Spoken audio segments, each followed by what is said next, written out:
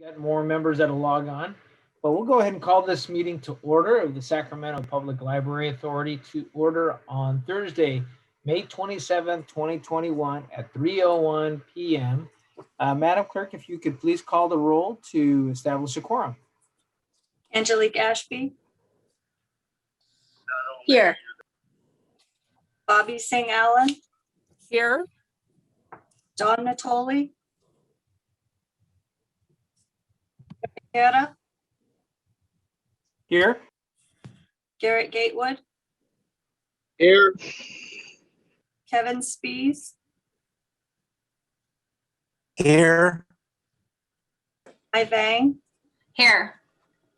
Patrick Kennedy.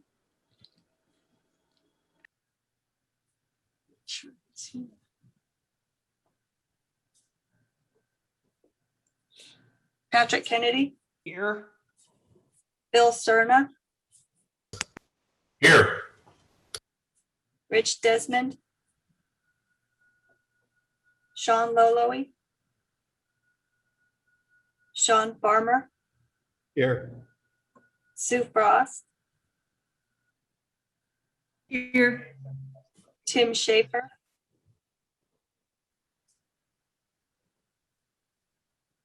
Saul Hernandez. Here. That's a quorum. This meeting of the Sacramento Public Library Authority is cablecast live on Metro Cable 14, the local government affairs channel on the Comcast Consolidated Communications and AT&T UVerse cable systems. This meeting is closed captioned and live streamed at metro14live.saccounty.net. Today's meeting will be repeated Saturday, May 29th at 4 p.m. on channel 14 and can also be viewed on Metro Cable 14's YouTube channel. The meeting will also be recorded via Zoom. A DVD copy will be available no later than 2 weeks following today's meeting. The full agenda, including reports, is available on the library website at www.saclibrary.org. Members of the audience wishing to address the board should raise their hand in the Zoom program. Please speak clearly when addressing the board and state your name for the record.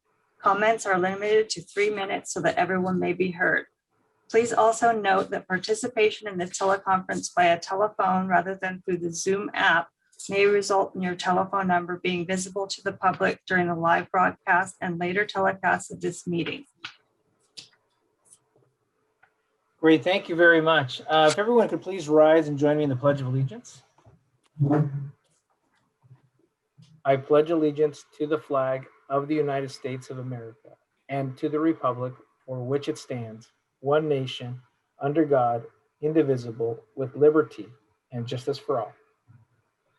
Thank you, everyone. Board members, we've got our fiscal year 2021 budget and a couple items on closed session.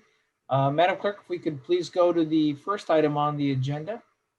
Public comments, matters not on the agenda. I don't see any hands raised.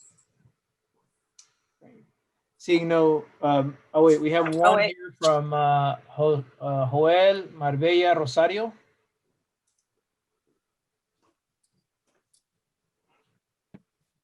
Would you like us to go ahead? Yes, go ahead. Yeah. Hi, we just wanted to take this opportunity to just express our appreciation for everything that you've all done to persevere in this pandemic. We are super users. We especially use the Art Endemic branch over on Watt Avenue. I think my son checked, we've literally checked out thousands of books over the course of our time at that branch. And over the pandemic, it's literally been hundreds. I just really appreciate what you've done to keep the doors open in such a unique year where we've basically been home and we've been forced to learn in such a unique way. I can say for a fact that because of you, my children have not experienced learning loss. And in fact, they are thriving and they love what you've done. And I just personally, if it wasn't for my own Watsonville Public Library, I wouldn't be where I even got to be. And so I just want to encourage you in whatever decisions you make that you actually are a link for a lot of people to opportunities. And I hope you can see that, but literally being able to check out books from you. When my kids say order that, they don't mean Amazon, and they mean your system. And I hope that that can resonate with you, and then more people can value what that means. I think that also just brings a stewardship aspect. Oh, you went mute all of a sudden. So anyway, we just wanted to say thank you. And if the kids could take a moment, they each wanted to just thank their special librarians. Gracias a la señora Angela y a la señora Kim por siempre ayudarnos a escoger libros. Thank you. Miss Angela. Thank you, Miss Angela and Miss Kim, for always helping us choose great books. I put up my summer reading time today. Very exciting. Well, thank you. Muchas gracias otra vez por su participación. Thank you for your time. Thank you. Thanks again. Appreciate it. And yes, I love that Watsonville Library too. Awesome. Oh, that's right. Great. We have also Mayor Bobby Singh Allen here. Hi, I just want to do a shout out to Rosario and the kids there. That's just great to hear that kind of feedback, particularly learning that your kids are thriving with distance learning. That is not a testimony that we hear all too often. So whatever recipe of success that you're doing, share it. I know that our other families and kids would benefit from that, but thank you for participating and sharing those warm feelings. Thank you. Thank you very much, Mayor Singh Allen. Madam Clerk, any other members from the public signed up to speak?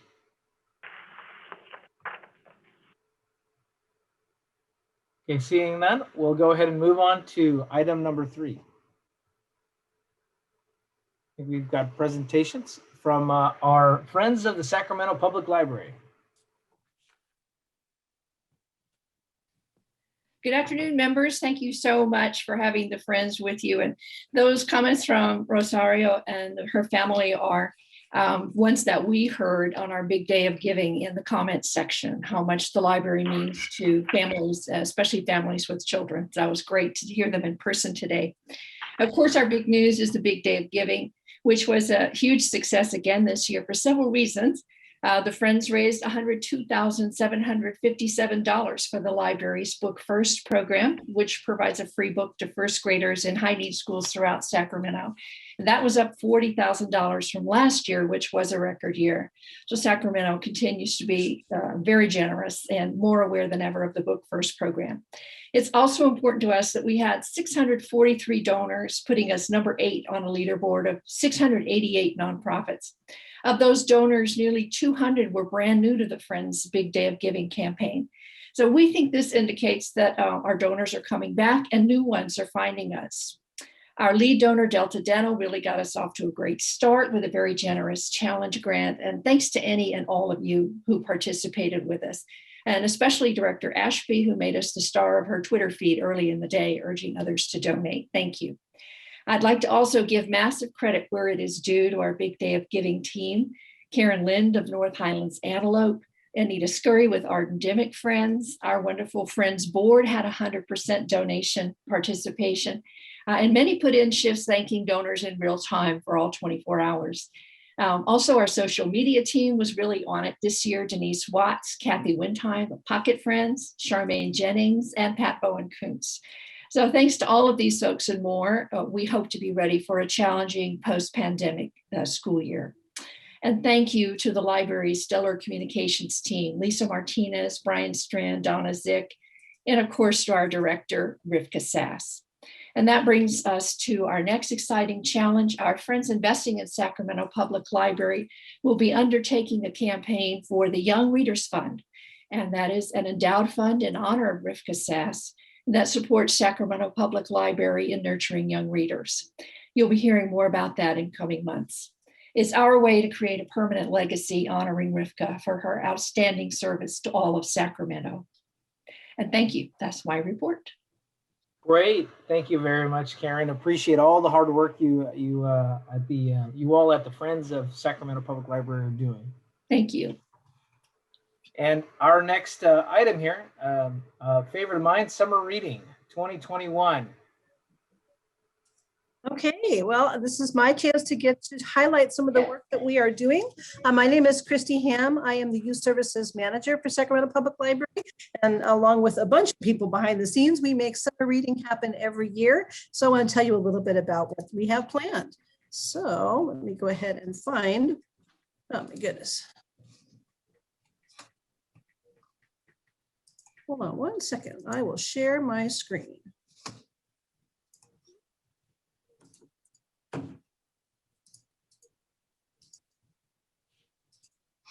All right, so.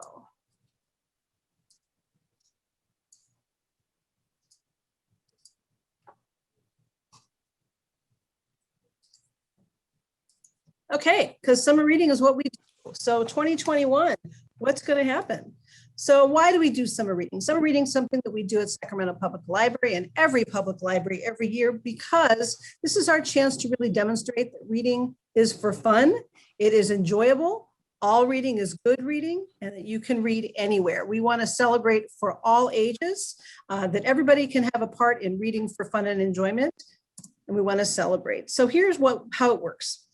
Going from now until August 15th, people of all ages can sign up, and it's really simple to do. You can do it on our website. There's an app for all ages can participate. You track your reading and you can earn prizes. So for signing up, we have some incentives this year, activity sheets for the young ones that they can track all different kinds of literacy activities. And we have all kinds of puzzles and things. We have a sticker.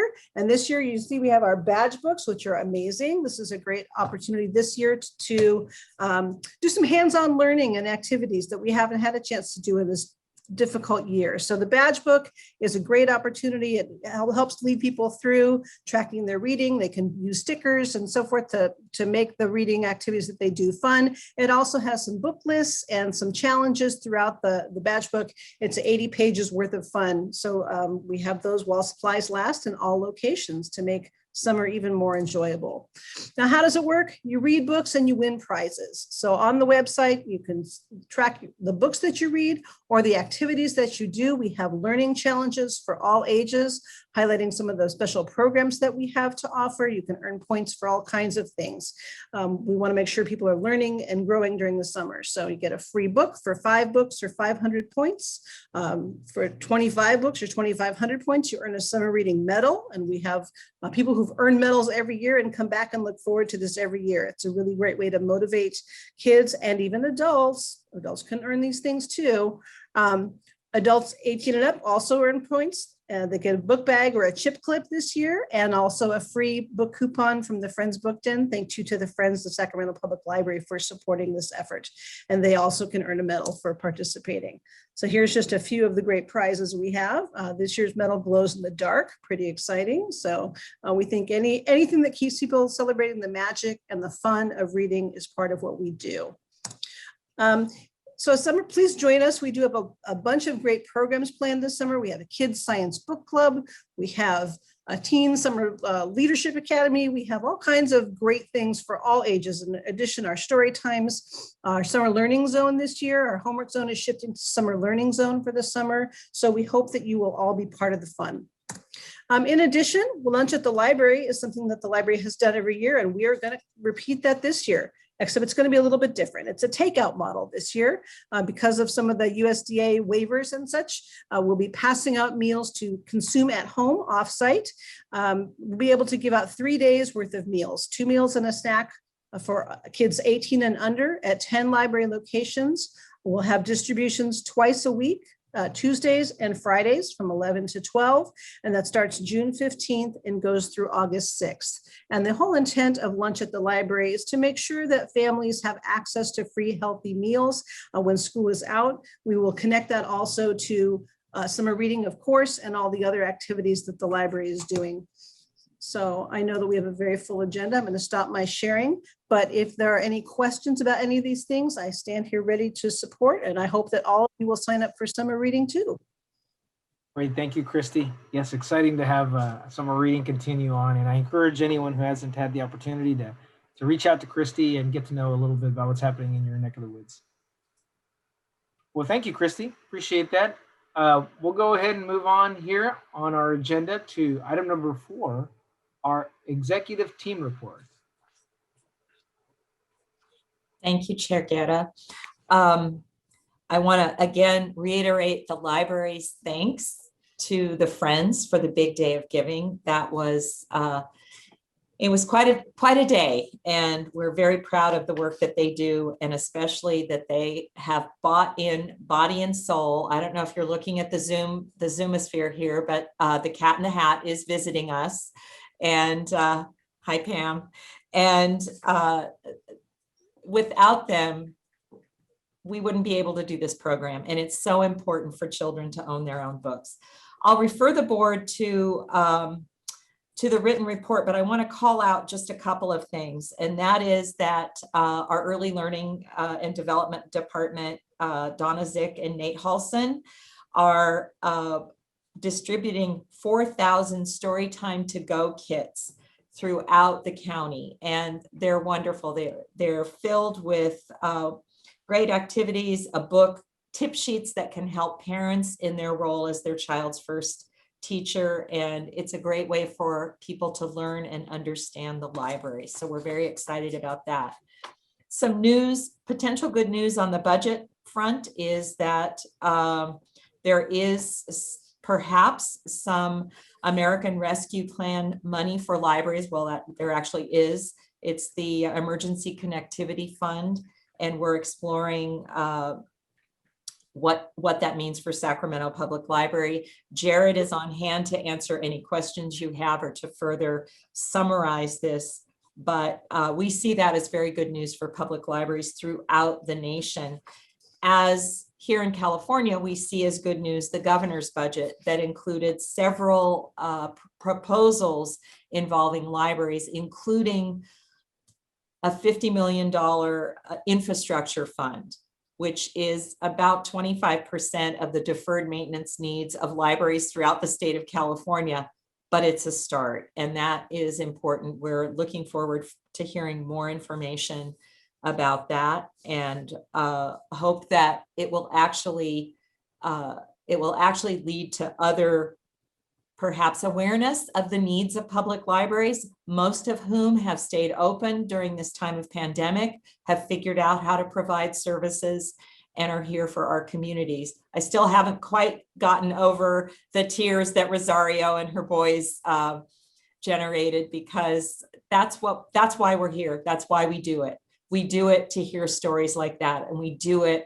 to make sure that kids don't fall through the cracks. So that was very, very important for us to hear. I want to mention that we conducted, and the ad hoc search committee of the board for the new director knows, but we did go through an RFP process, received 6 proposals, interviewed 3 firms, and selected WBCP,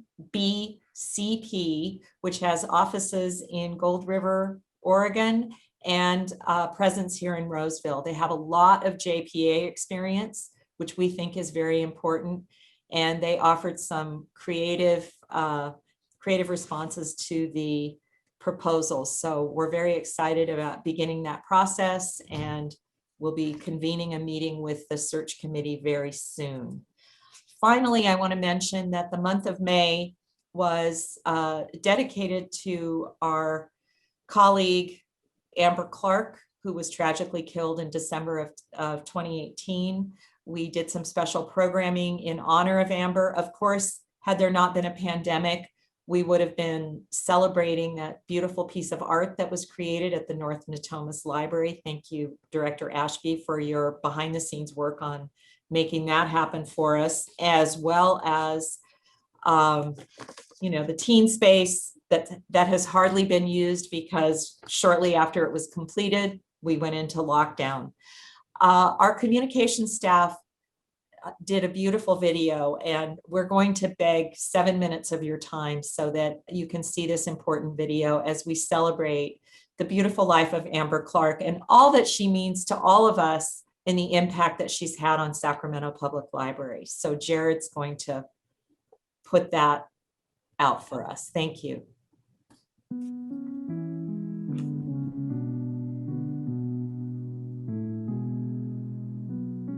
Hi, I'm Kelly Clark, and I am Amber's widower. Amber was from Woodward, Oklahoma. In particular, she grew up caring for her younger sister, Heather, who was born with Down syndrome. And this experience gave Amber a strong sense of dedication to the needs of others. So my sister, Amber, she's about 4 years younger than me. We call her Fawn. Her name is Amber Fawn. Having a sister with Down syndrome, Fawn and I, and my parents, of course, even at a young age, her and I both realized, how hard that is. So I first met Amber Clark when she was a brand new employee, and I was immediately impressed and struck by her presence. That Amber was quite shy, and it was her experience as a high school cheerleader that helped her learn how to overcome that shyness. She always loved reading and loved books. There was a stack of books on her nightstand at any given time, and even as a librarian, she would rack up late fees. I can remember growing up in Northwest Oklahoma, and we had a magical library there. I think Fawn probably fell in love with libraries even more when she started going to college. The library primarily was about inclusion, and that was what so much of her work was focused on. Amber was a very strategic and thoughtful person. It wasn't enough for her to make people feel welcome in the library. She wanted more. She wanted our patrons to feel a sense of ownership. I think that she looked at the library as the resource that the community could come into for any variety of things. She was always looking for who wasn't at the table, who wasn't in the library that could be, who wasn't served by the library that could be. If we think of knowledge as power, then to Amber, the library was a power generator open for everyone. I think what was most important to Amber as a librarian was making sure that everyone in the community felt that they were part of the library system. Amber has been a lifelong advocate for people with disabilities, making sure that the library and all of its resources are accessible to everyone. She's always seen the need for accessibility for those individuals who don't always have access to it. And I think Heather is the root of that. Amber came in and led a team of folks in a way that really made all of us think differently about the disabled community and accessibility of library services. Amber became our ringleader, and she pulled us all together. And with the goals we had come up with, she helped to provide focus and continuity. She was a big part of what started the Library Insiders program for adults and teens with disabilities to have a space and a time in the library that is just for them. Had the opportunity to work with Amber and 2 other staff members, conducting hardwood conversations in the community to find out what our youth with disabilities needed and wanted. And through a state grant, that committee went on to train 13 other California library systems. One of the first things Amber did when she came to North Natomas was take a look at the teen room. And one of the first conversations that we had was about how we could make the teen room a better space and better meet the teens' needs. And Amber was really driven to create that space. So in her name, in her honor, in her memory, afterwards, several of us pulled together, including the friends of the library. We created this really wonderful teen space that speaks to young people, that gives them an area to learn, to be safe, to be together. It will be one of those things that actually is enjoyed by teens and tweens for many, many years to come, because it's a space that was truly designed to serve their needs. There was an art installation at the North Natomas Library that Amber absolutely loved. Amber worked with the artist Vincent Michael Demjanovich for the temporary installation of his Living Colors project. It was an interactive art piece. If you walked up to it as a wall and touched it, it changed colors. People were interacting with other people interacting with the art piece. It created this opportunity for people to connect without even talking to each other. Amber really felt that that interactive component was extremely important for welcoming people in. Living Colors open book came out of an initial opportunity that we had to place some technology-focused work at a number of locations around the city of Sacramento. When she passed away, I knew I wanted to do a permanent piece. We had Vincent Michael design the work based on the location that we had available at the North Natomas Library. She would be so pleased that we have the art piece in our lobby. And hopefully for people who visit the North Natomas branch and they walk through the entrance and they see that art piece, that they feel welcomed and that they see, an opportunity to engage and interact. I think Amber's biggest legacy with Sacramento Public Library is the fact that we have changed who we are regarding accessibility and accessible services. Her legacy is in the people that she worked with and the people that she worked in the community with who know her and value her, and also just the advocacy that got us to where we are today. When we look at all the things that we learn from her, it's huge. It makes such a big difference in who we are as individuals and then what we are as a library. Part of the legacy she left behind was reminding us of what we are capable. She would be so proud of how people have continued and gathered all of those important things that she was striving for and working toward. Amber shunned recognition and never seemed to realize the amazing impact she had on others, or that she deserved such recognition. That I knew that she deserved that kind of recognition, and so did her friends and family. It goes without saying, but I miss her. I miss her every single day. There's not a day that goes by that I don't think of her.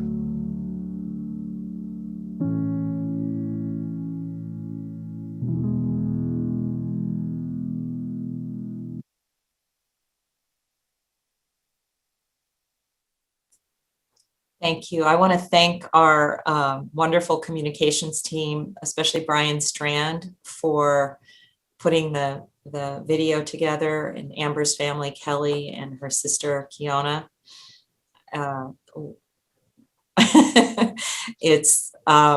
It's beautiful, and I wish we weren't showing you a video. I wish we were all listening to her talk about the amazing programs and programming that she's developed for us. But thanks for indulging us. Tuesday would have been Amber's 44th birthday, and I wish we were celebrating, but thank you.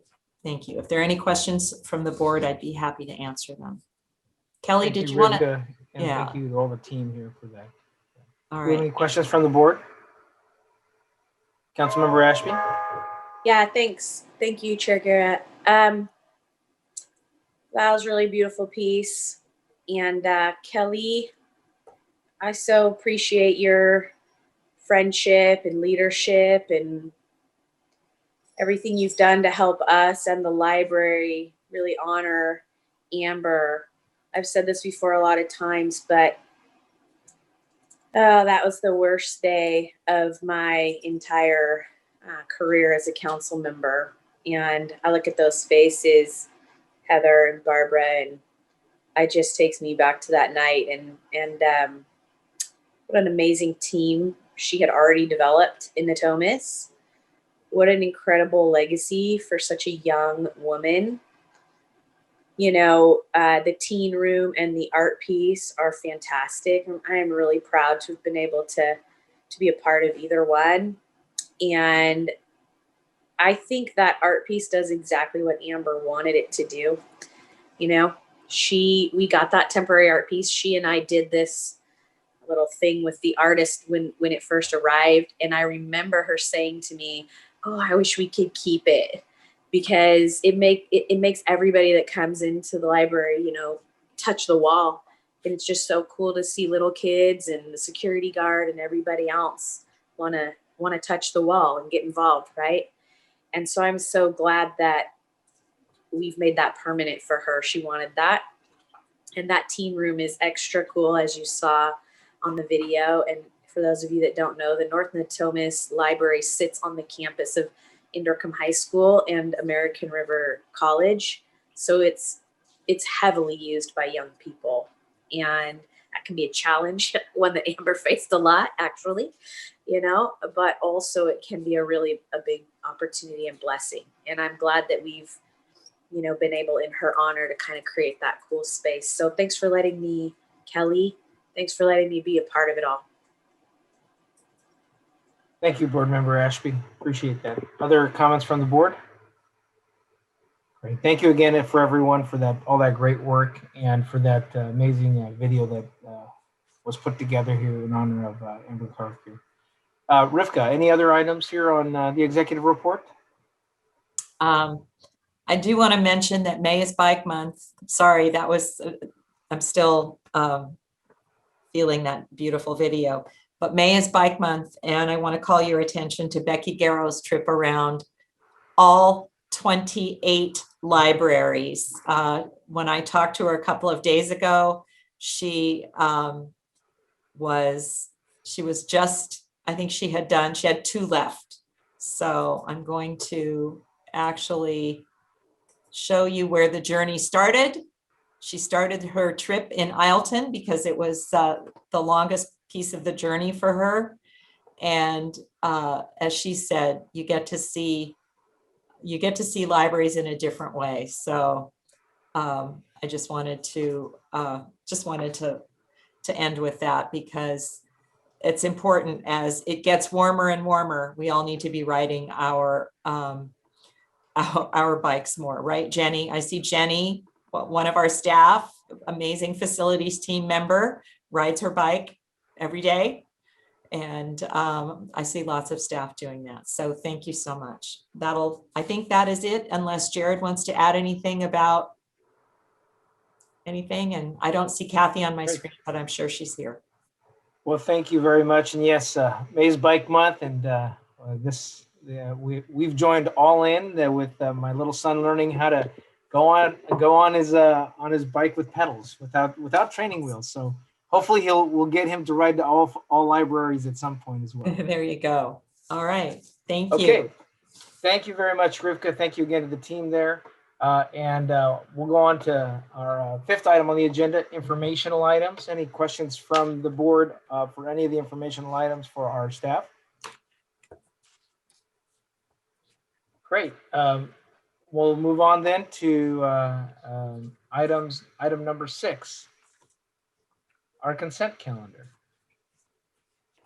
Does any member of the board wish to pull any item off consent? If not, I'll entertain a motion. So moved. Been moved by Vice Chair Gatewood. Is there a second? Second. Seconded by Mayor Bobby Singh Allen. Madam Clerk, do we have any comments from the public? No hands raised. No hands raised. Seeing no comments. Any questions from the board? Seeing none. Madam Clerk, if you please call the roll. Angelique Ashby, Yes. Bobby Singh Allen, Yes. Don Natoli, Eric Guerra, Aye. Garrett Gatewood, Aye. Kevin Spees,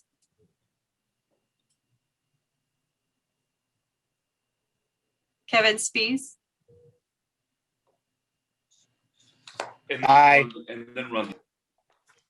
Mai Vang, Yes. Patrick Kennedy, Aye. Bill Cerna, Aye. Sean Farmer, Aye. Sue Frost, Aye. Saul Hernandez. Aye. It's unanimous with all members present. Great. Thank you very much, Madam Clerk. All right. Now to our main action item of the day, our fiscal year 2021-2022 budget. Johnny, I think this is all you. Okay. Sorry. I just wanted to mention, I wanted to thank Johnny Kurt and the finance team for putting together a budget. We still have, we're cautiously optimistic that this year is going to be a good year, but we still, as you know, have concerns about what's going to happen down the road. Johnny, I'll turn it over to you. Great. And I do want to thank for Johnny and staff for a very thorough budget committee hearing. We know we've got new members and a lot of education there. So thank you, Johnny. All right. So thank you, Chair Guerra and members of the board. So bikes and budget are two of my favorite topics. So anyhow, I'm just going to walk you through the budget message, the exhibits, and then just feel free to ask any questions along the way. Now my screen is shared, so I can't really see you. If you need to ask any questions, just go ahead and just give me a holler, and we'll make sure we answer any questions that you might have. Oh, Johnny, to help, I'll keep an eye on any members who raise their hands. So let's dive right into the numbers. And so before we go there, anytime that we talk about cities and county budget unit, that is referred to as unincorporated areas of the county of Sacramento, the cities of Citrus Heights, Elk Grove, Galt, Ileton, and Rancho Cordova. And then obviously the city of Sacramento has its own budget units. So looking at the pie chart, so I know finance, it's mainly numbers, but looking at the pie chart, it's easier to see where the funding sources are coming from. So total revenues, we are projecting a cumulative total of 53 million combined. And of that amount, 54.4% is from the county of Sacramento, 25.5% from City of Sacramento General Fund / Measure U contributions. Household taxes, measures X and B combined at 16.6%, and 3.4% from miscellaneous income. Expenditures, we are projecting a total expenditures of 54.2 million. So salaries, as you know, we are a service industry, so 55% to salaries and bennies. Services and supplies, deferred maintenance at 25.5%. Books and materials, 15%, and capital projects at about 4.5%. We'll take a look at the details shortly in the exhibits, but any questions so far? I don't see any hand raised. We can keep on going. So just going down to the next page. So our projected budget revenues is coming in at approximately 1.7 million higher than fiscal year 21. So of that amount, 1.1 is projected increases for property tax within the county jurisdiction and the 5 cities. And this is mainly a 4% increase. And as you know, the property markets, the real estate market has skyrocketed within the last year and a half. Homes are amazingly selling at, with hundreds of offers at times. So the concern that so that's great news. And then on the flip side, the concern that we also have is how long is that hot real estate market going to last? So that is something that we are keeping a close eye on and working with the county assessor to make sure that we project within a reasonable estimate for property taxes. City of Sacramento General Fund, we are anticipating 800,000 increase in step-up increases. So this is built into the 5-year forecast. So we feel comfortable about these two bigger revenue projections. Household taxes measure X and B combined, so 185,000 and 70,000 respectively. So this is mainly a 3% CPI increase based on the San Francisco CPI.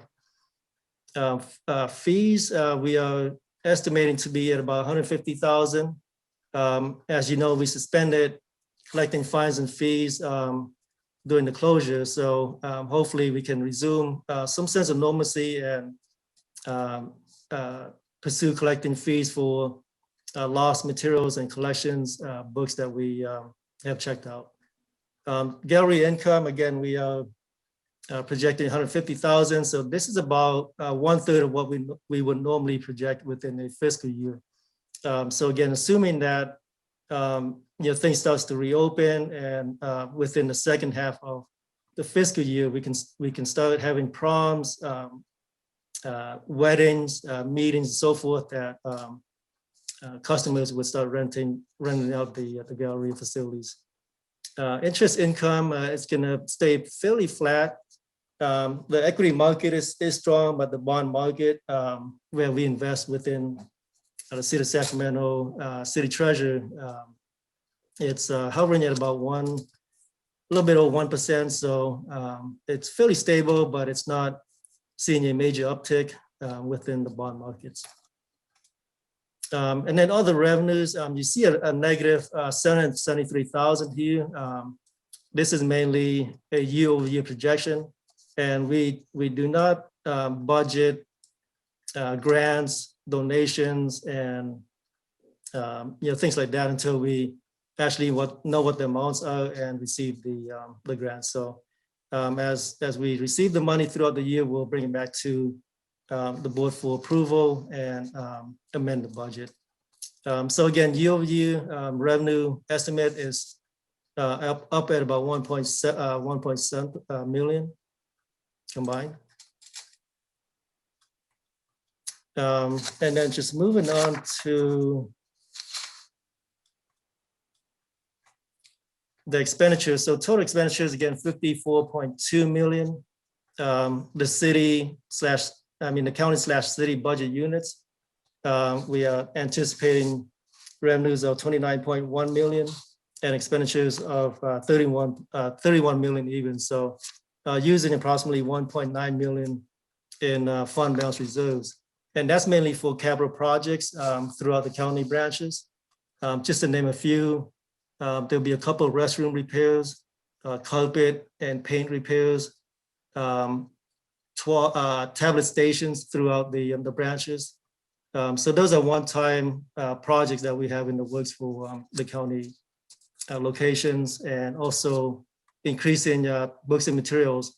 As we heard from Rosario and her kids early on, books are in high demand, and throughout the pandemic, e-books, electronic items will really hot items to be checked out. City of Sacramento budget unit. Again, just as a reminder, this is made up of the general fund contribution and Measure U. So 13.6 million combined.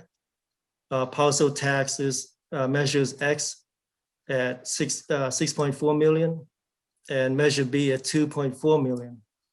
So for a total City of Sacramento budget unit of 23.2 million. And so that's total revenues. Expenditure, we are projecting to be at 22.7 million. So this is going to result in a net surplus for the first time in a long time of approximately 500,000. And it's mainly due to the step-up increases and also delayed in project expenditures that we have within fiscal year 21, which will be carried over into fiscal year 22 as we move on into the months. So that's the city side. And then, so speaking of step-up increases, as you know, back in approximately over 10 years ago, the City of Sacramento built 3 beautiful new libraries: Valley High North, north of Thomas, and Robbie Waters Pocket Greenhaven libraries. And as you recall, as soon as those branches were built, the Great Recession hit. And so there was a downturn in property taxes. The economy kind of went downwards. And so we had the beautiful buildings, but we were not getting additional contributions from the city for operations and capital needs. So since then, we've been working with the city's finance team and the budget team to figure out a plan where we can keep the library sustainable and operating currently as well as future in future years as well too. So they were able to come up with step-up increases. So the last 4 years, as you see here in the staff report, ranging from 1.3 million increase to $1 million to 2.1 million in fiscal year 21 over the last 4 years. And then in fiscal year 22, we are projecting a step-up increase of 800,000 from the City of Sacramento General Fund / Measure U combined. And then looking forward, again, part of the 5-year step-up plan is to give an additional 700,000 in contribution to the library in fiscal year 23. Fiscal year 24, no increases. Fiscal year 25, $500,000. And fiscal year 26, no increases. So again, these are projected and built into the city's 5-year plan. But as the city's finance director has always reminded me and Rivka, although these are built in, there are no guarantees. So if the city has any fiscal impact, I'm sure other city departments will also have to deal with it, including the library. So this is a great sign down the road, but we're hoping that we can, follow through and have the resources that we need. Central distribution. So the central building, as you know, that's a 5-story building, really beautiful building. And of that amount, 600, oops.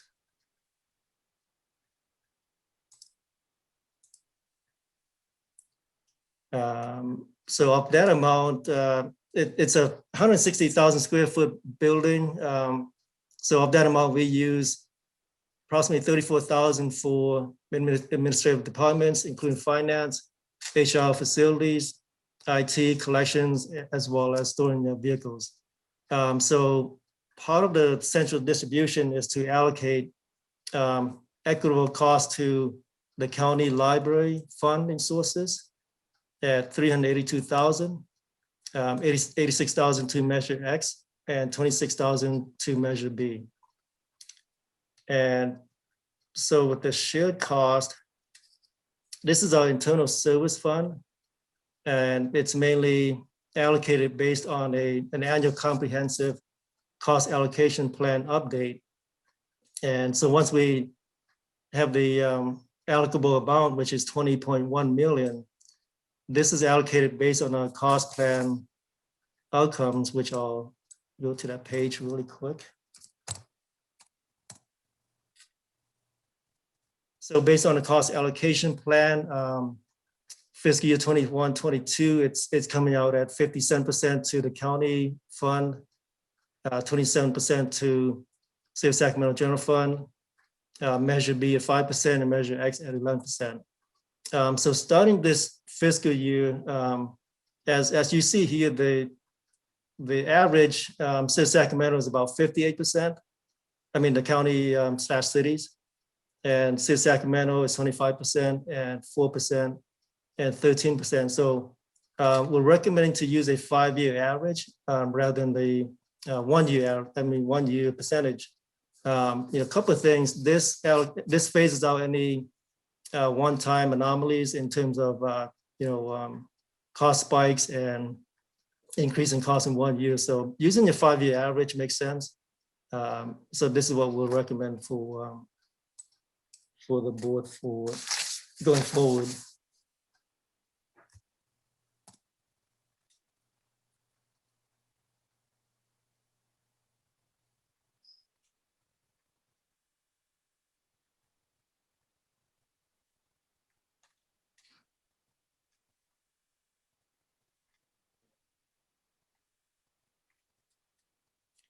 So going back to the cost, the shared cost budget.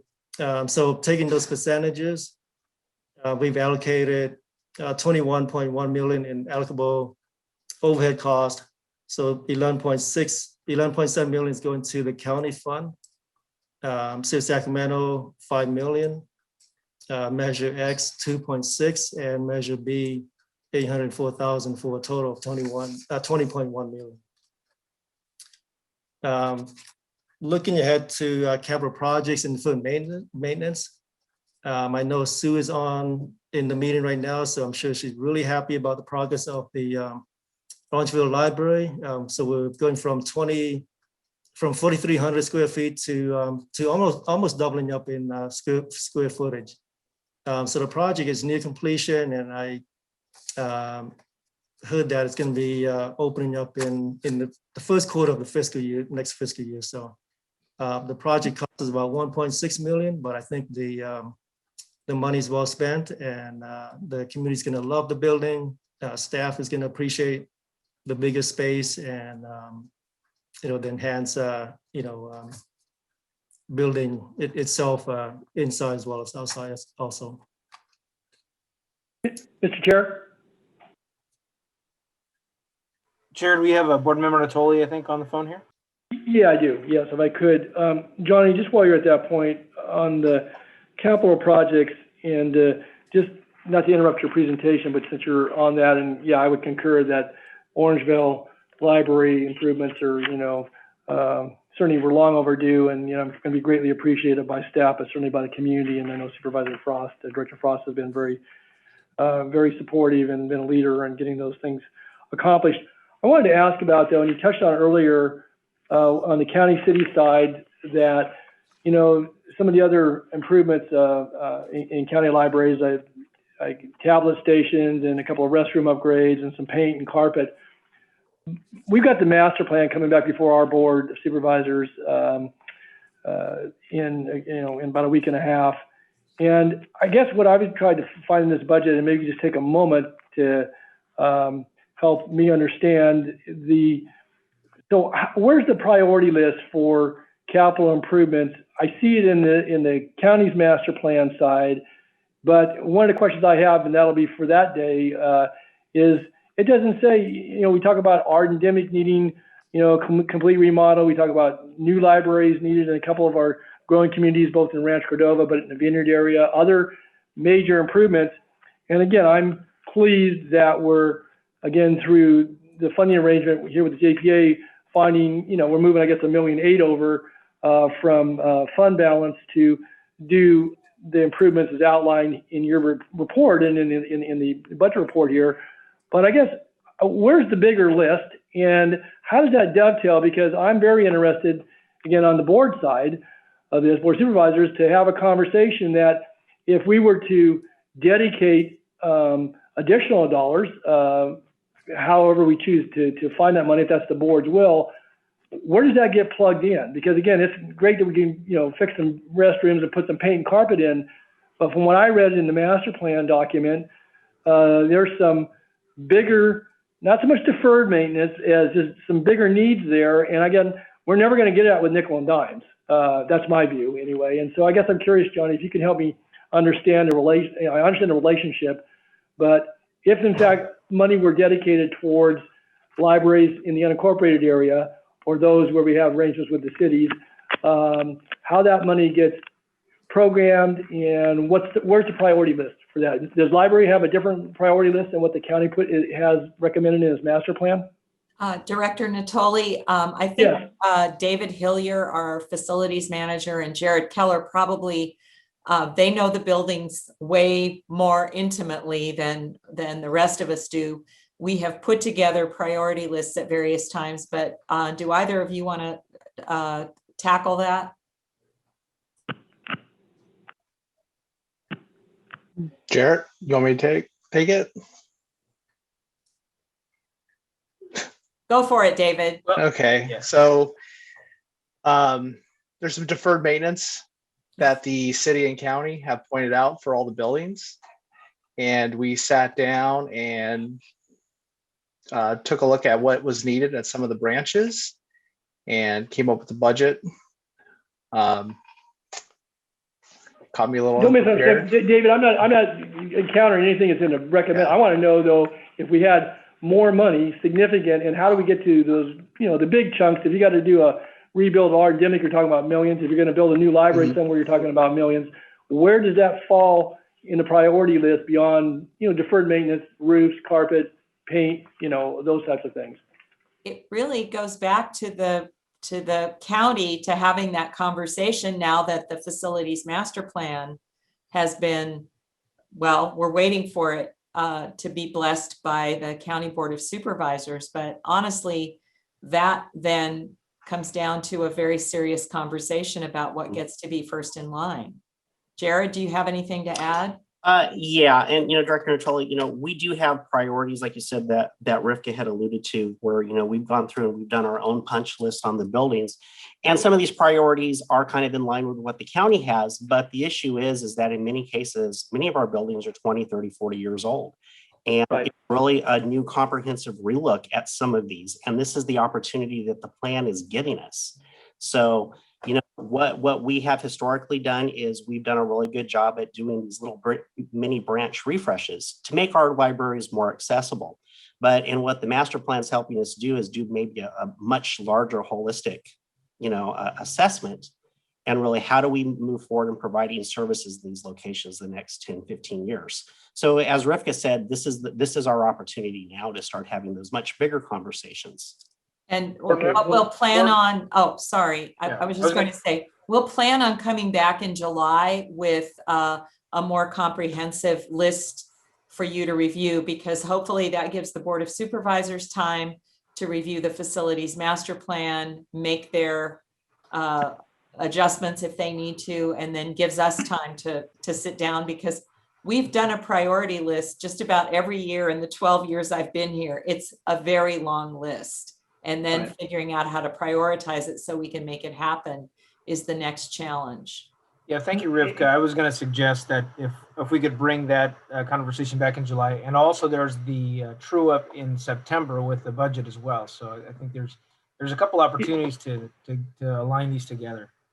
Yeah, Mr. Chair. No, and I appreciate it. Again, I don't want to take any more time than necessary. I wanted to understand how that dovetails, because we've got this on our agenda for June 8th with the master plan, but I'm most interested in having a conversation about, it's great to have plans, but I want to see I think others want to see the list, but also then to have the serious conversation, sooner rather than later, of putting some money to that, so we can start, beyond, I say, a few $100,000 a year towards things that are the highest need, but to kind of know how that fits both with our budgetary discussions at the county side of the house, where I understand that's where the money's going to have to come from. It's not going to come from this source if you're going to do anything major. You're going to do the worst first, and keep chipping along, but it really never gets you to a point of major reconstruction or construction, and that's the conversation I'm interested in having the board side, and certainly it dovetails with the library authority. So that's why I'm asking the question,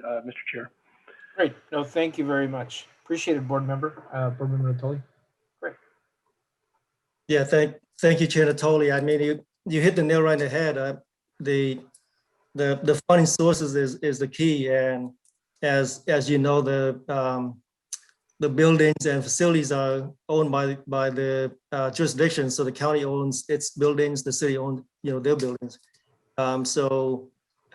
These budgets that we have, these are mainly for small minor repairs that we based on urgent needs.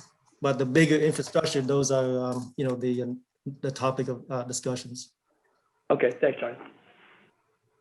So just moving on to books and materials. So we are recommending $8 million. This is an increase of $1 million for the fiscal year 20. From fiscal year 21 to fiscal year 22.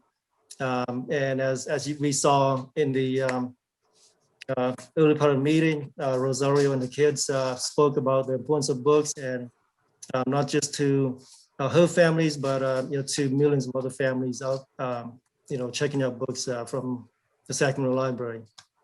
So of that amount, 4.6 million is from the County of Sacramento Fund, and 3.4 million from the City of Sacramento funding sources combined. For budget position control, this is mainly a reclass of positions and netting decrease of 2 positions. So from 301 positions currently to 299 positions. Fee structures, as you recall, we recommended suspending fines and fees throughout the pandemic. So that's been over a year ago. So at this point, we are recommending to eliminate all fines and just keeping the fees. And by reducing fines, this really removes any barriers for community members to check out books. It will allow better equity and also allow the SPL to better serve our community members. So the net fiscal impact of that change is approximately 300,000 in fines that we're not going to collect down the road. And that's approximately 1% of our total revenue sources. Ongoing, so fiscal year, future year challenges. Again, one of the main challenges is keeping up with the infrastructure maintenance needs. So on the city side, we have approximately 9.1 million in unfunded capital needs. And of that amount is 6 million for the Martin Luther King Library branch. So the SPL staff will continue to work with the city's budget team and also use some of our unreserved fund balances to address any urgent, immediate capital needs. Inflation continues to drive up costs, not just for operations, but for capital projects as well. Also, CalPERS, with the lowering the discount rate from 7.5% to 7%, that's going to equate to about 425,000 increase in our employee contribution over the next 4 years. So that's the staff report. Any questions on those? Great, thank you, Johnny. First, I want to thank all the staff and everyone on this great work. The positive thing is, because of both equity and property taxes, we're in a good position, and like all of us locally, we have some long-term challenges to keep an eye on here. Any questions from the board? Or let me first ask, do we have any questions from the public, Madam Clerk? If not, let me go back to the board here. See any questions? Great, thank you. Thank you, Heather. Let me take it back to the board here. Great presentation. Any questions from our board members here? Seeing none, the way our budget works is we'll have a true up back in September once we individually pass our county and individual city budgets here as well. So we'll see this again. And I think we're going to have those conversations that board member Natoli brought up as well. So if there are no questions from the board, I'll entertain a motion to approve the budget and move forward with this item. So moved. It's been moved by Vice Chair Gatewood. Second. It's been seconded by board member Sue Frost. Madam, any further discussion? Seeing none, Madam Clerk, if you could please call the roll. Angelique Ashby, Yes. Bobby Singh Allen, Yes. Don Nicoli, Aye. Eric Guerra, Aye. Garrett Gatewood, Yes. Kevin Spees, Aye. Mai Bang, Yes. Patrick Kennedy. Patrick Kennedy.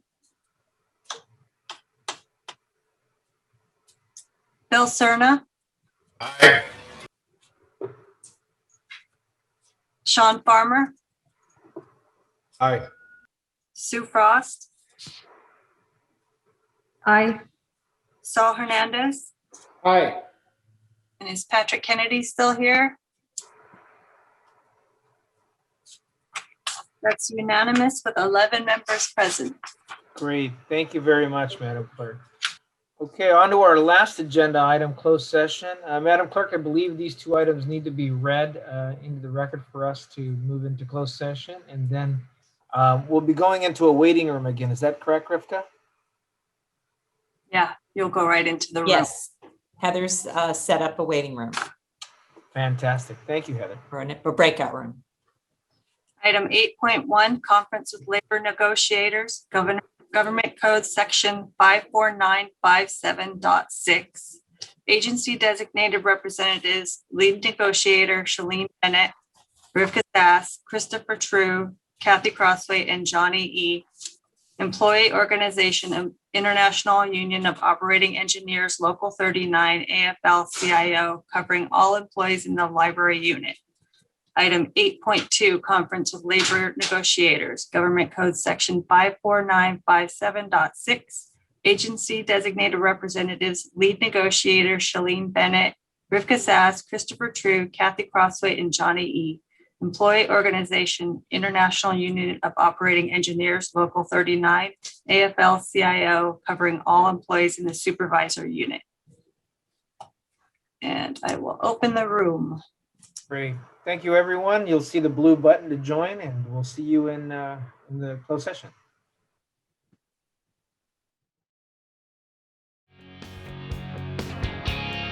It looks like we're all back.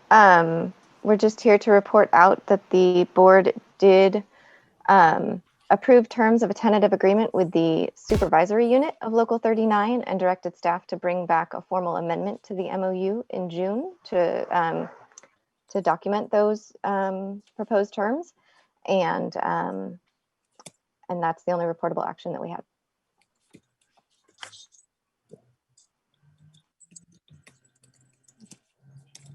All right, thanks, guys. So do I adjourn the meeting? Can we just finish the agenda in about 30 seconds, Heather? Go for it, Heather. Heather? That's it. That's the last. Oh, reports, ideas, and questions from board members. Do you guys have anything to talk about? All right. Thank you all so much. Seeing none. Good job, Rivka. Meeting adjourned. See all you guys soon. Thank you. Thanks for all your hard work, you guys.